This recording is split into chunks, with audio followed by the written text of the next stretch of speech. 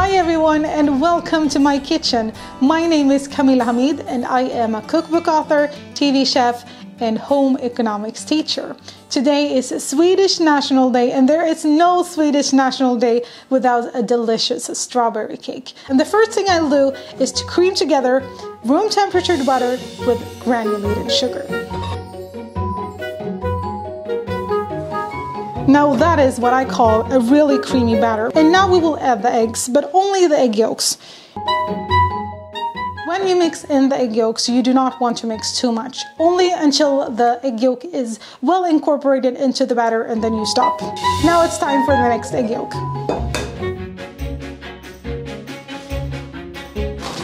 This batter is just getting creamier and creamier, and that is a good sign for a very moist vanilla cake. Now it's time for the dry ingredients, which are flour, baking powder, vanilla sugar, and just sift this in. And don't you worry, I know we still have the milk left, but that won't be added in until in the end. You don't want to overwork this. Time for the milk, and carefully mix that in. You don't want to get the milk all over you. Now it's time to spread this batter out on a baking plate with a baking sheet.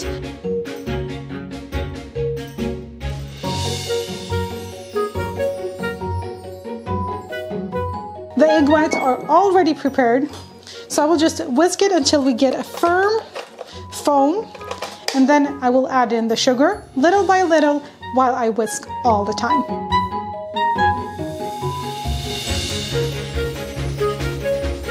That is beautiful.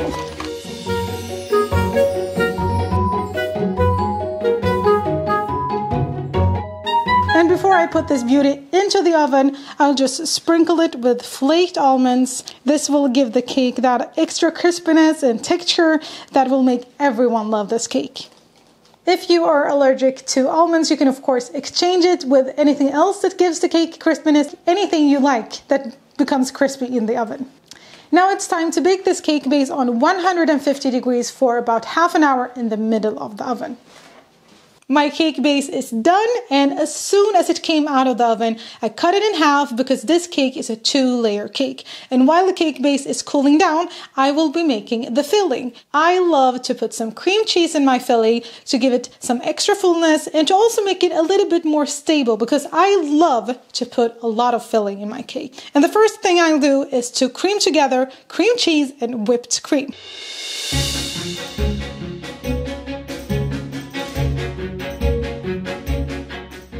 You know you're done when you have these beautiful stiff peaks, and now you won't need the whisk anymore. Just sift in the powdered sugar and then carefully fold it in. And last but not least, it's time to flavor this filling. I love to flavor it with lemon zest. You can take vanilla or lime zest, anything you like. And the more, the better. And now just gently fold it in. We don't want to lose the consistency. And that's it. Now it's time to cut my strawberries in smaller bits, and then we're going to fill the cake and decorate it. And there is no rule on how many strawberries you need to have. You just take whatever you like.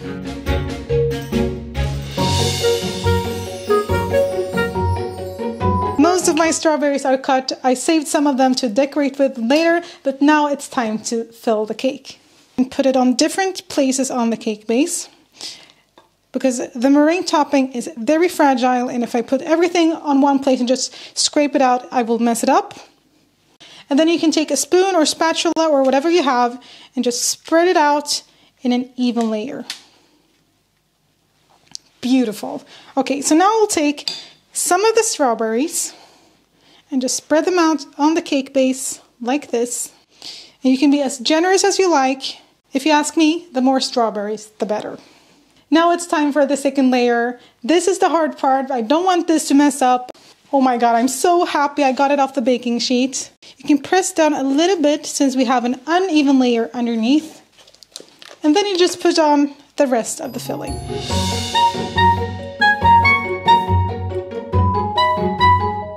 The cake is almost done. I just want to decorate with some lemon balm because we also eat with our eyes. My strawberry cake is finished and I'm so proud of it. It is really the perfect cake to celebrate Swedish National Day with. A Swedish classic, and I really hope you try it out because it's amazing. Have a beautiful day and take care.